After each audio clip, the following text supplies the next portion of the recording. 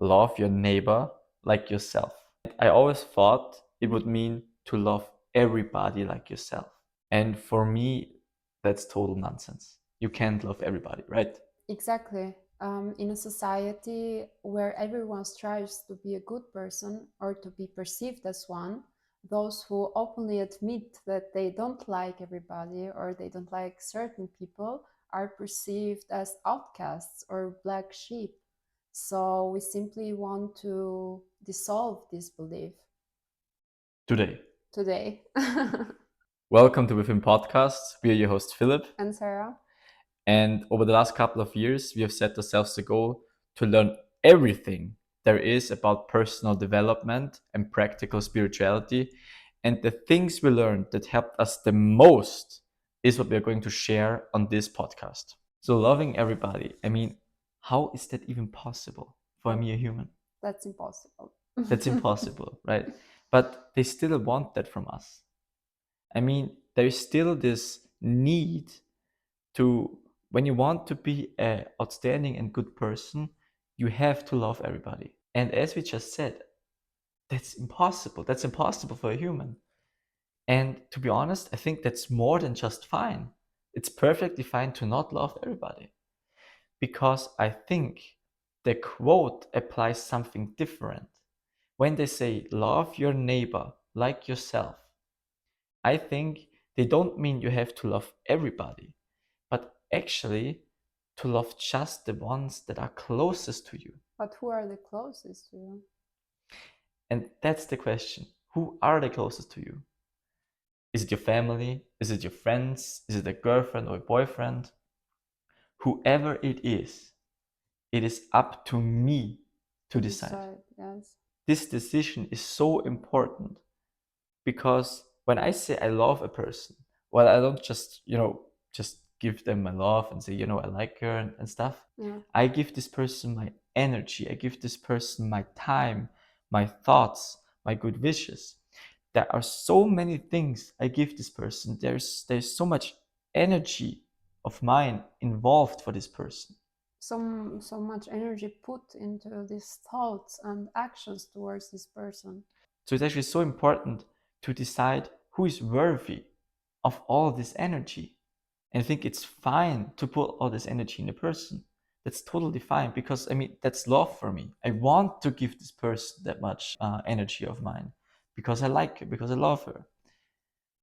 But what if I give this energy to the wrong person? What if I give this energy to a person that tricks me, that wants to steal my energy, that wants something from me? Because I'm not giving my energy to them. I probably give also something materialistic to them, money or something. Yeah, I want to give this person presents and support in whatever form. Now the thing is, when you give this much energy to the wrong person, you get nothing back. All this energy will be wasted for the wrong person. And I think it's worse than that because if I see that a person does not give me this much energy back, I think to myself, well, I'm doing something wrong. I give so much love to this, but no love comes back. So the problem must be with me, with my actions, It's right? not reciprocated. Yeah, and I have to do something else. So my thoughts, because I was in this situation, I wouldn't say often, but it happened. Yeah, it happened that I gave my energy and my love to the wrong person. It's something normal, right? When you're in Yes, it love, happens to everybody, I think. Not yeah, only in a relationship, but in whichever kind of relationships with friends and maybe people you encounter during your lifetime. exactly. It's something that happens or can happen in very different relationships and also to a lot of like different extent. But it's all about the same concept. When you give this much energy to another person and you don't receive anything back, you maybe think, well, you do something wrong. At least that's what I thought. So I actually added even more energy to this person. And that hurts. That hurts if you give a person that much energy but nothing comes back. So the question, the very important question is, who should you love? Like how to decide. And that's something I've been thinking about a lot too. Like, who's truly deserving of your emotional investment? How do you decide? And for me, it's about watching people, how they treat others, for example, not just me. Are they compassionate? Are they kind when no one's watching? As you mentioned, I've also fallen for the wrong people before. For example, friends who at first flattered me, made me feel seen, but then I realized that they simply wanted something from me. Um, some took advantage of my time, some of my energy. And what I've learned is that the right people don't drain you, they make you feel more seen. You can be more confident around them. They lift you up and reinforce the power that you have. I think that's the most crucial point, or that's the most easiest way to see if the person is worthy of your love. At first, you can be yourself. You're not getting judged, and the person is actually helping you. Just as you said, reinforcing your energy. So And your sense of worthiness. exactly, and the easiest way to feel if a person is worthy of your love, if you have more energy after you talk to this person, after you spend time with this person. That's something you can feel so easily. Because if you're drained after you spend time with this person, well, then you have to get out of there immediately. But if you feel happiness, if you feel joy, if you feel If you are excited, calm, or if you're sometimes, calm, or for or me, if you are calm around them, yeah, and if you can be truly you without being judged. so you get more energy when you spend time with this person. And that's the easiest way to see if this person fits. Yeah, you can be simply the best version of yourself around them. Exactly. But now we know like how to decide who to give your love to. But on the other hand, what do you do with the people you don't love?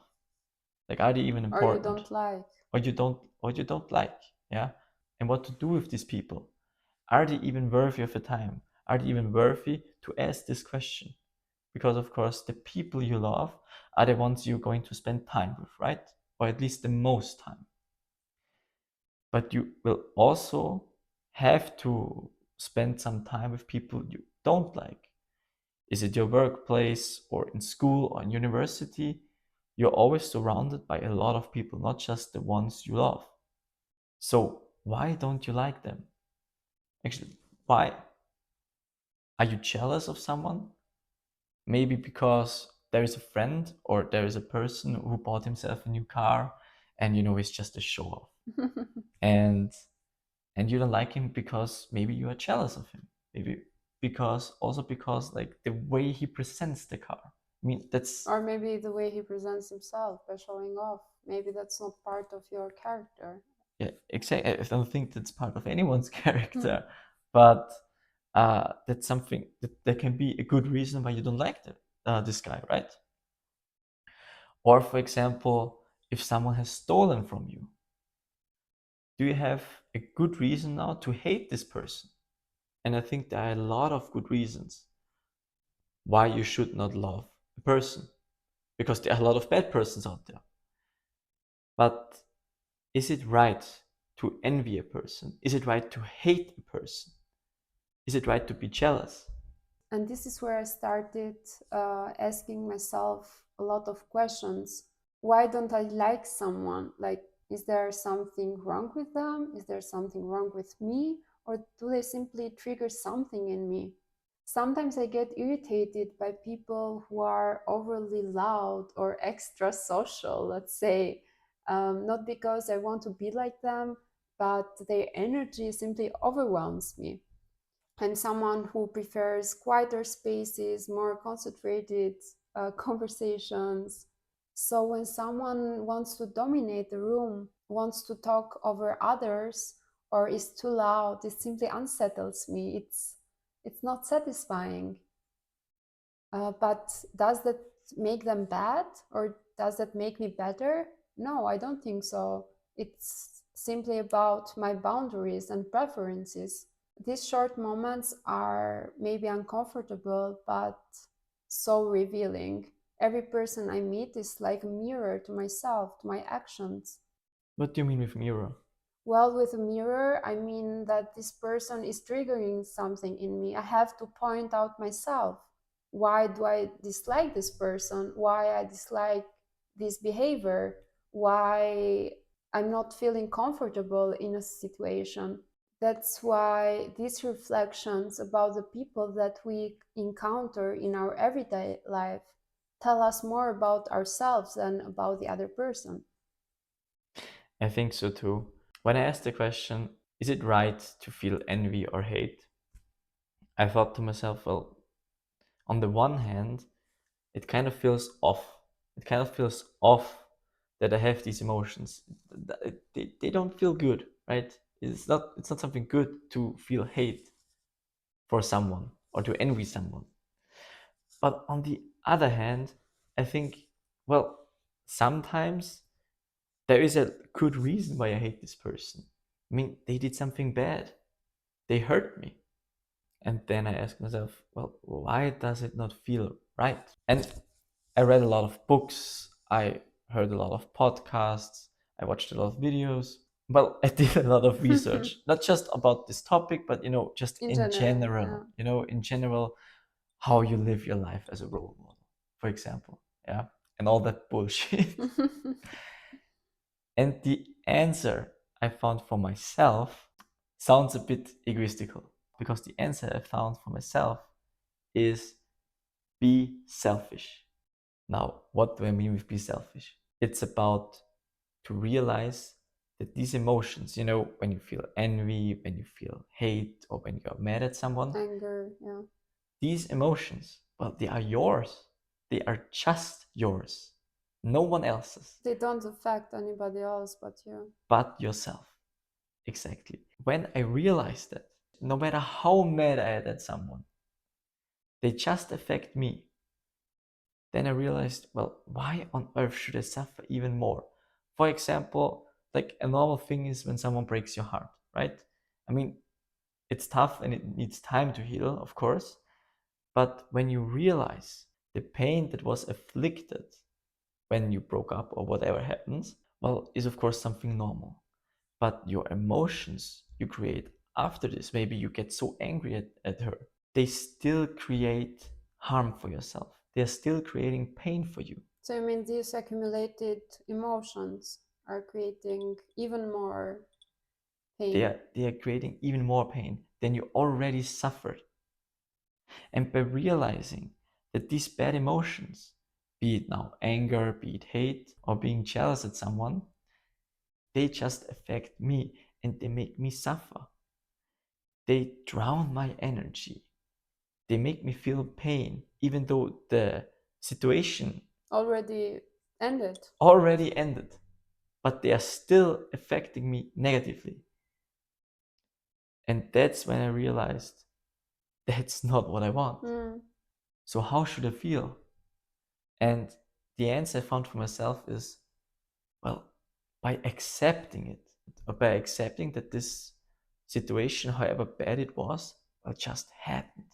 For example, if someone stole my car and I'm really, really sad. Hope it doesn't And when I'm happen. really sad about like my new car and someone stole my new car, yeah, Hope it doesn't happen. I also hope it doesn't happen. But if it would happen, I would freak out. yeah, and for the moment it's fine, it's a natural reaction. But if some weeks passed and you are still sad and you're still angry, then you suffer so much more than the situation would have caused you in the first place. Now, by accepting the situation, the car doesn't come back, but your joy comes back, or at least you get peaceful. It's not like this situation gets dissolved, but you don't suffer that much anymore by just accepting you create some inner peace. Just gets so peaceful. I'm not now, and this is very important. I'm not saying you shouldn't do anything about it. When you say I'm accepting it, okay, my car is gone. I still try to chase my car. I still try to find my car. I'm not destroying my inner balance because by of what suffering. happened. Yeah, by what already happened.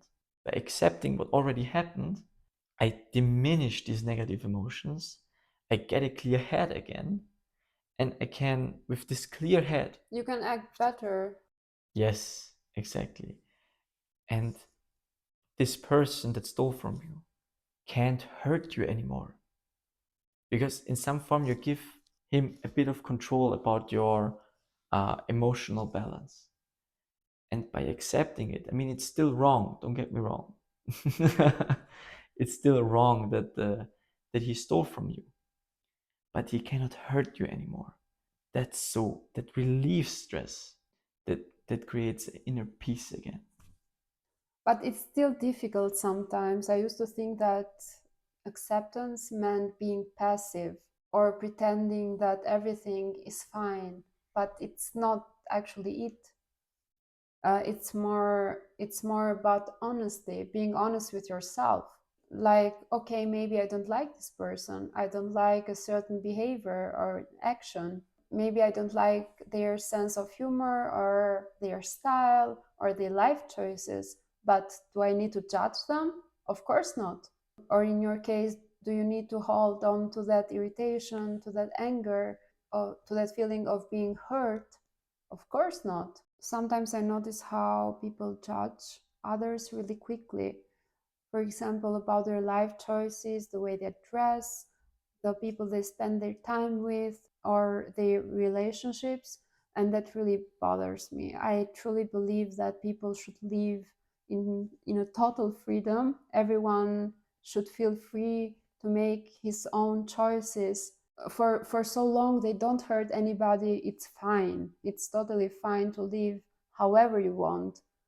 I don't always understand someone's choices, but I totally respect that. And I think that's the point, and that's the freedom you give yourself again. Because as you said, well, it bothers you.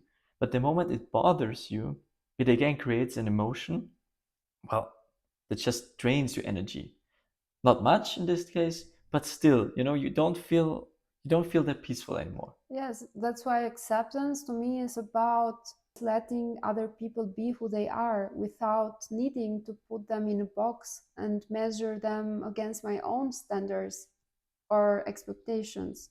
Everyone's different, and that's how it should be. That doesn't make them less, they are simply on a different path.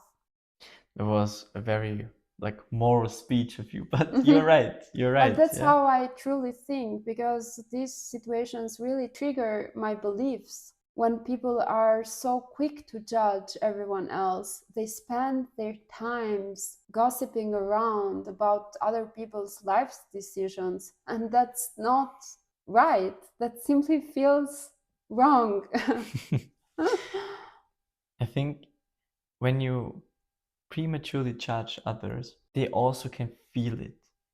They can feel it if you're like, well, that's a weirdo, or like that's, as you said, like gossiping. You kind of look down on this person. And I'm not mentioning these situations because I'm perfect, but as soon as I realize that I'm prejudging someone, then I hold back and analyze my action, because I truly think that that's wrong. And and I think that more people should analyze their behaviors towards others. When they do, like before they prejudge someone, there comes so much benefits for themselves The with it. mirror effect, as we Yeah. were talking about. I'm talking about actual like positive effects for themselves. Like as I said in the beginning, like Mm. be selfish with yourself. Like you come first and then the others. What I mean is, when you judge someone else, as I said, they will feel it. That also means, well, they probably are going to stay away from you. But what that does is it makes human interaction so much more difficult because For example, when it's on the workplace, well, you have to work with this person. Yeah. And if you don't accept this person, it's just making it so complicated and so much more harder than it has to be. Or at the university in our Or case. the university, whatever case. Yeah. You always are in a situation where you have to communicate with others. And when you accept them the way they are, you don't have to like them, or you don't have to love them. We don't talk about that. Yes. But when you accept them the way they are, without good or bad emotions, yeah, they can feel that, and they will value it. They will value that you accept them the way they are. Yes, they will be simply themselves without barriers. Exactly. And I think, for example, you never know when you need help from someone. And I think that people are at their best when they can simply be themselves around you. They are. And you never know when you need help from someone. And if you accept them, they will be, well, so much more likable to help you than when you look down on them. So in the end, you help yourself when you accept someone else. And to sum it all up, these bad emotions will trigger if you judge someone or if you hate someone.